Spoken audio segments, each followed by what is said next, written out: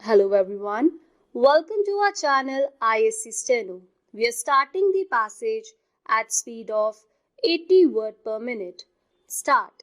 Sir, while speaking yesterday, I referred to the problem created for the Export Promotion Council by the quality of goods supplied which lacked both imagination and integrity.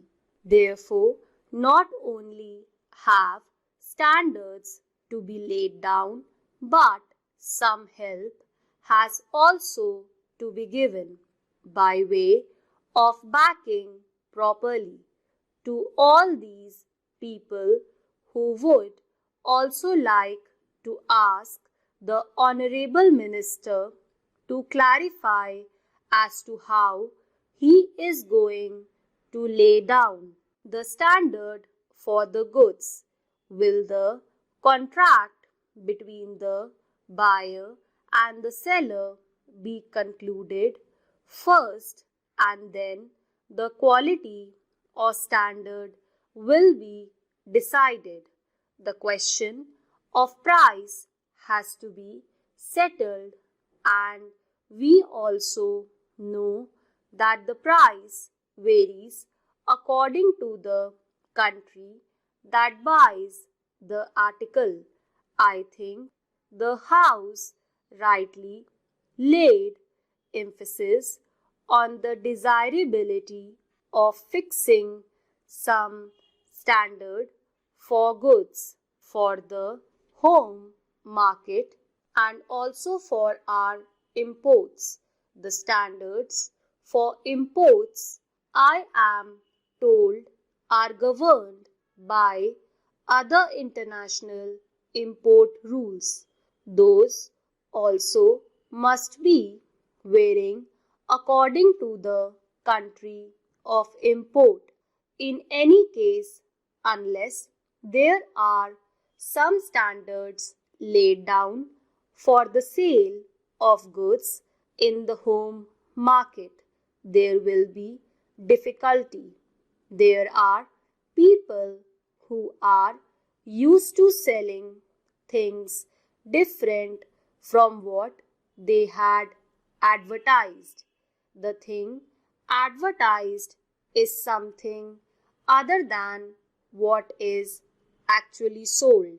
So, unless our traders are trained to respect integrity and some business morals, it is not possible for them suddenly to rise to the occasion and out of patriotic motives sell goods of the particular specified standard. I would also like to make a suggestion to the Honorable Minister and say that it is not enough to lay down the rules for the export quality control and inspection. It is very necessary now to advertise in the foreign countries that we have taken care of this aspect because of the bad name that we have acquired in the past on account of the business ways of some of the exporters. We have acquired a very bad name in some of the countries, and in order to counteract that, we have to undertake wide publicity in foreign countries to undo what has been done so far. There is one more question which I would like to ask the Honorable Minister so that he may clarify the doubt that may be in the minds of some honorable members. It is stated that the funds for the Export Promotion Council would be partly from the government and partly from funds paid by way of donation. I want to know whether the donors, if they are business people, would not be in a position to take advantage of the position and misuse this Export Promotion Council.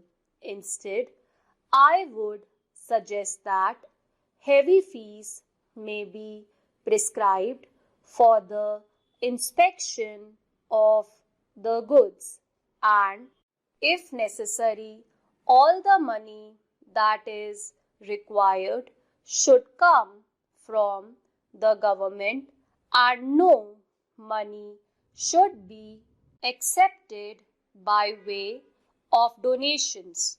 I would also like the government to see that punishment is not so much in the form of fine, because it is well known that where money is got freely either through black marketing or by taking advantage of certain trade conditions, fine is no consideration at all. 10 or even 100 times the fine can be made good by the people who indulge in these malpractices. Therefore, it is not only enough to prescribe punishment for the persons who are found guilty under this act, but it is also necessary that we prescribe heavy punishment for the inspectors so as to leave no room for suspicion in the minds of the people. I would now like to refer to the question of co-option. I do not know why it has not occurred to the members in the opposition and those who doubted the need for co-option that the variety of goods itself will not make it possible for the council to have members on the council who would be conversant with the qualities of all types of goods. This council is really something on par with the UPSC in my opinion, and for every particular specialized item it would be necessary for this council to co-opt 1-2 experts belonging to that particular trade.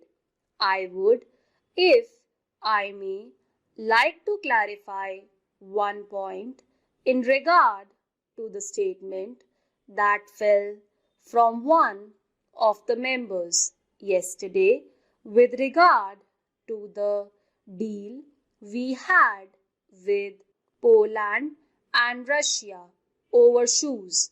The deal was found defective because the shoes were different according to the changing fashions.